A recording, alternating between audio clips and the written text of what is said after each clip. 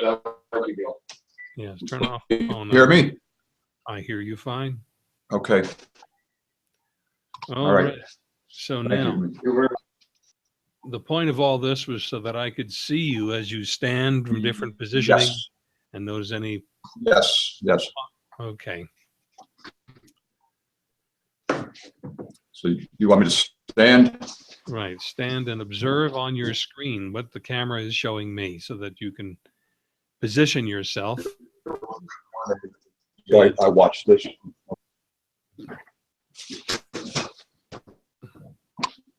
All right. Yeah, back up a whole bunch more because I need a larger view of you. All right. Okay, Tell me when. That's good right there.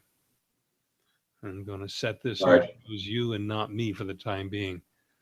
All right, let your arms hang freely. Okay. Oh, your arms are hanging freely? Yes. Okay. And may I have you turn sideways?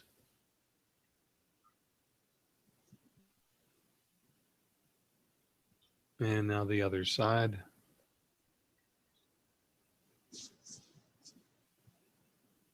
All right, and do this for me. Let yourself droop forward. See how close to the floor your fingertips reach. A side view is better.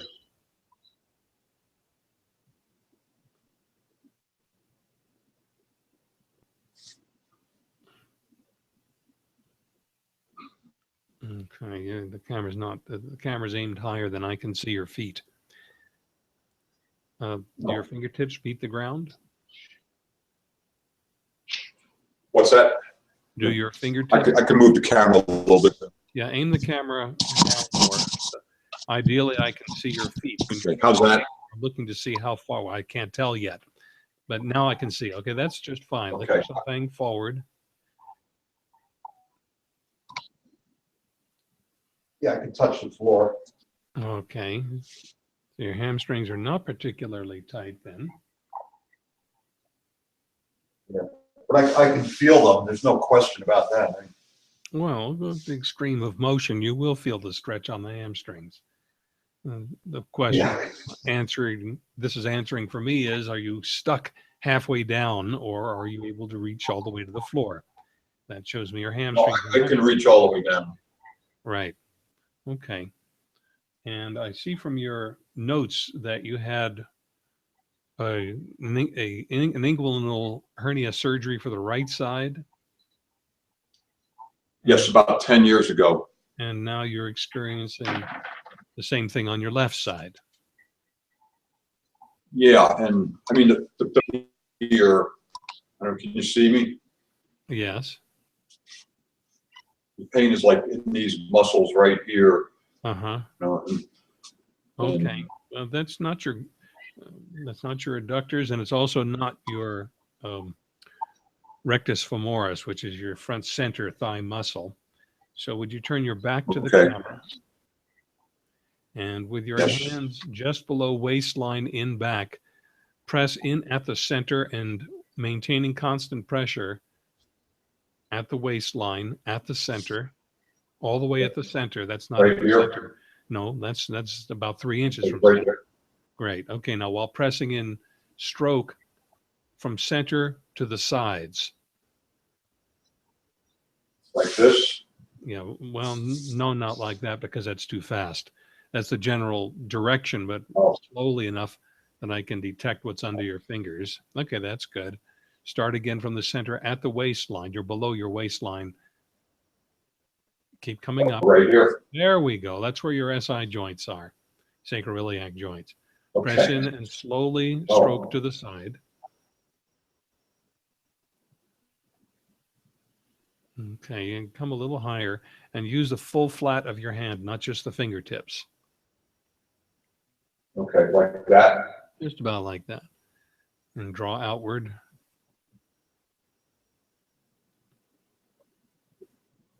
Okay, do that again.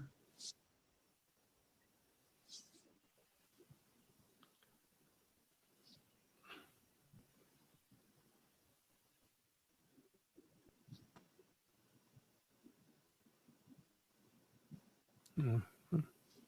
Okay, do this. Instead of pointing your fingers toward the floor, turn your fingers so the fingertips Yes. point toward each other.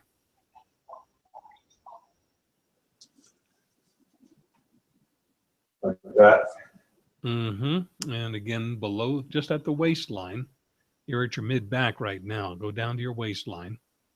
Right here. Right about there. That's it. Okay, and again, draw to the outside. And do it again as just that way.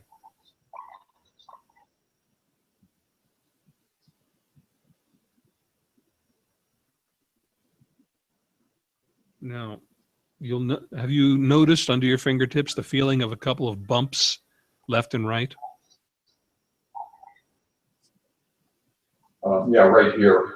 That's good. So that's the outer aspect of your Just sacroiliac a bump right here. left. And locate the same thing on the right. Yeah, right here. Yeah, And these you'll two right notice here. toward the spinal direction of that, there's a depression, that there are ridges outside of that pair of depressions. Have you noticed? Like right here. Well, that's not where the depression is. That's where the ridges are. The ridges are toward the inner surface of that. Start over again. So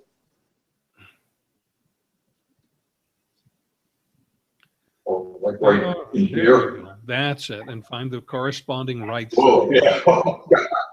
That's Yeah. right.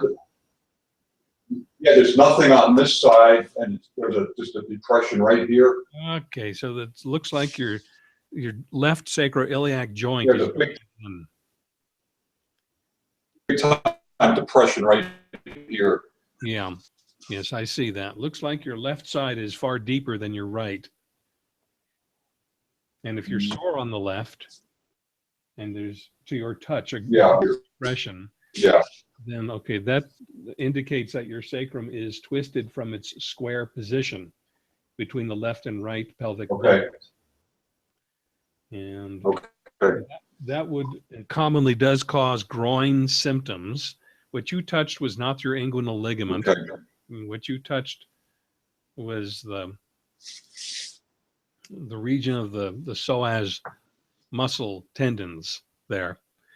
And it's typical that when one of the sacroiliac joints is jammed, the opposite side psoas is tight and symptoms show up in the groin of that section. And so that calls a regimen for a twisted sacrum. Your hamstrings are not particularly tight, and you've been doing walking into the floor, which would have freed the psoas muscles and flexors. So your symptoms indicate from multiple evidence twisted sacrum, and so you would do the regimen for sacroiliac joint dysfunction. And it seems to me you've already sent for that, have you not? I had been doing that. Okay. He told me to shift off onto the springs and walking in the floor. Try that again. It got real choppy, the audio. Yeah.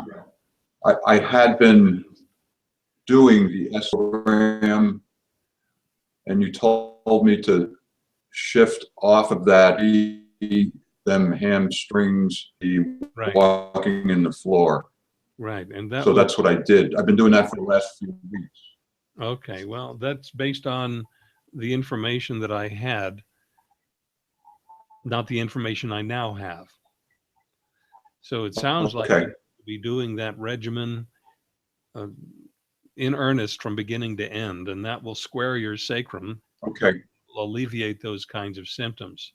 It's a weird thing, but a twisted sacrum sets up sensations that trigger cringe responses throughout the body. And one of the places that appears is in the place where the thigh meets the pelvis in front. Sometimes it's down the leg. Sometimes it feels deep in the joint. The sensations are all red herrings. You can't go after the problem by going after the location of the symptoms. They're an effect of the twisted sacrum, and they dissipate when the sacrum gets squared. And that takes, in my experience. Well, with that, go ahead. well, can I ask a question? So, Yes. With that, what looks like a hernia, puffy muscle, a sore muscle from the twisted sacrum?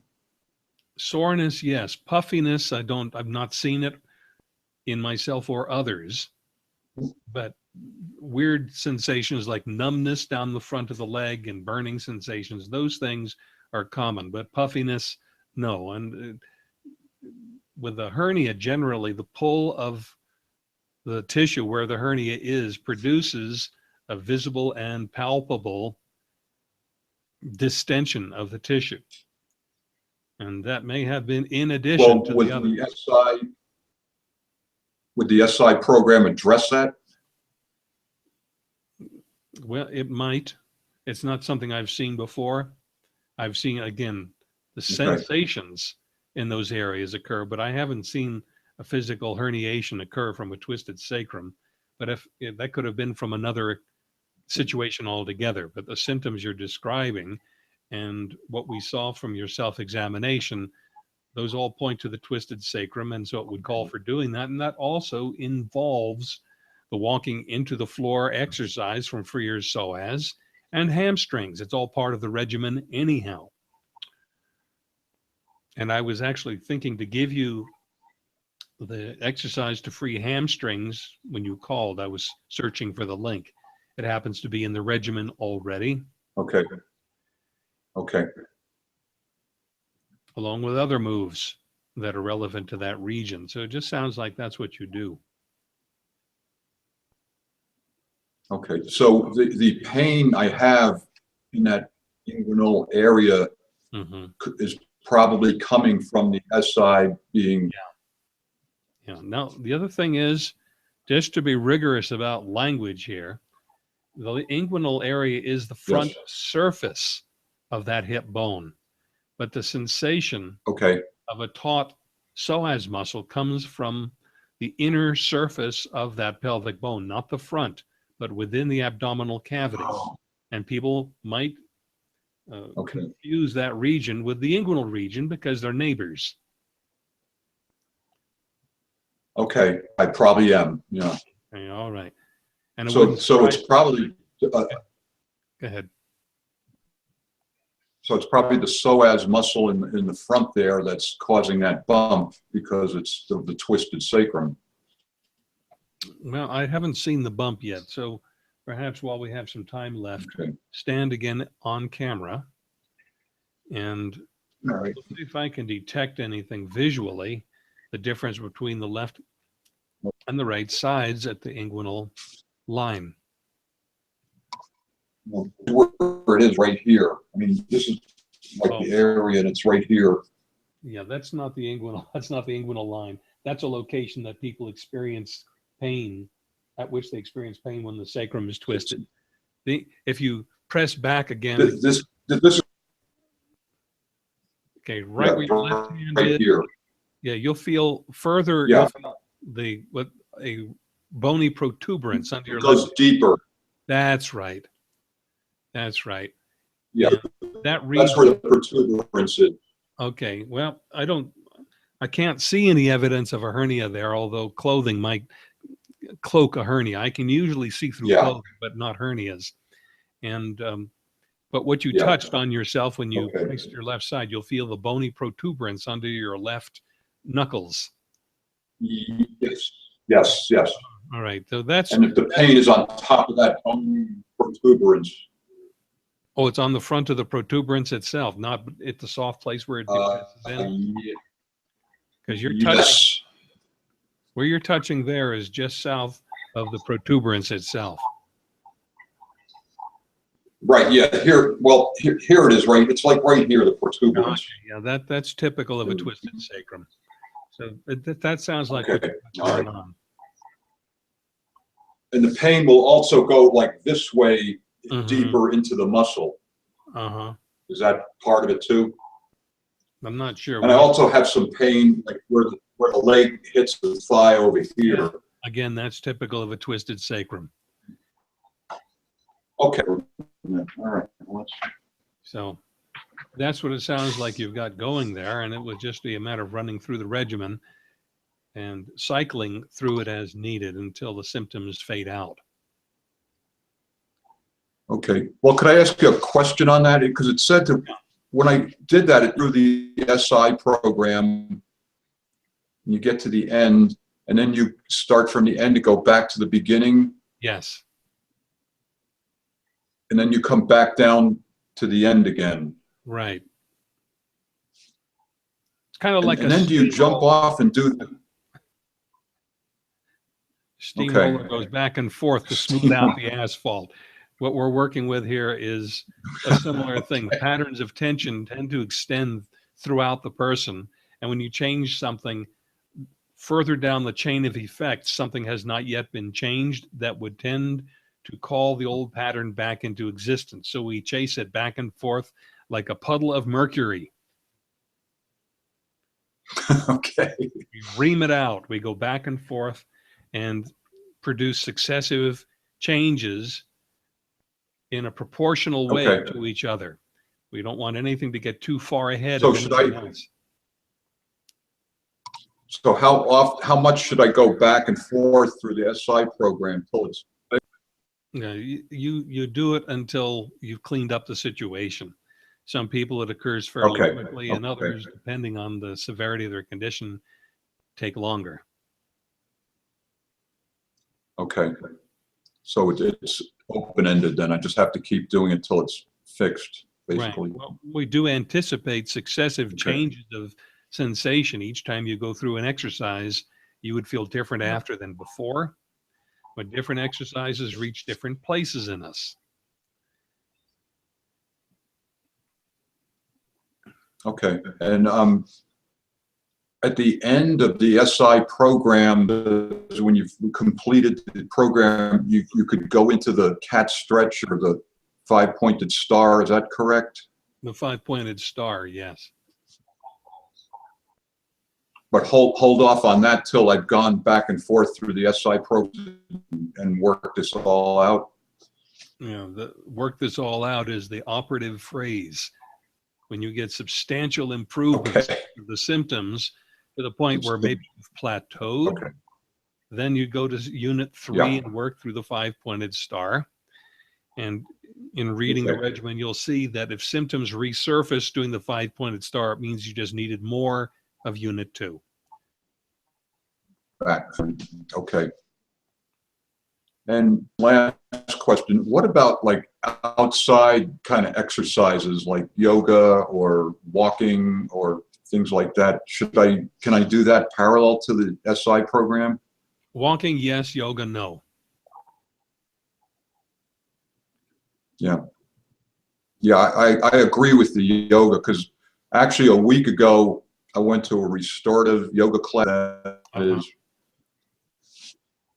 but they did the extended child pose, and I think I'm big time doing that. So I agree. I'm not going to do yoga for a while. Yeah, anything involving stretching or awkward positions will create forces that go through the pelvis that will accentuate the pattern you're already in rather than the one you are cultivating. Yes, it's like retro. It's exactly bringing me back to zero, so to speak.